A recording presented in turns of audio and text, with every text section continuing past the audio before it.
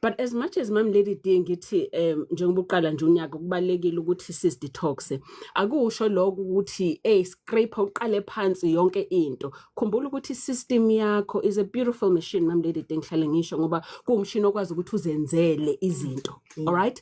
So wena udinga manje ukuthi usupport isystem yakho, support system yakho ngomzimba, isupport isystem yakho ngengqondo, mentally izinto odlula kusona. Angibabulisanga iMedilution Wellness Retreat isithanda zami isibedlela ngiyazibulisa naso. Okay, now kuma toxins lawa Mam Lady D khona ama toxins asuka ngaphandle eze ngaphakathi kodwa kunama toxins vela ngaphakathi. Okay, so lama toxins asuka ngaphandle izinto ezifana nande zokufuna uziclean emzimbeni wakho kakhulukazi kade ku December nje utshwala ngoba besiphuza kakhulu kade ku December.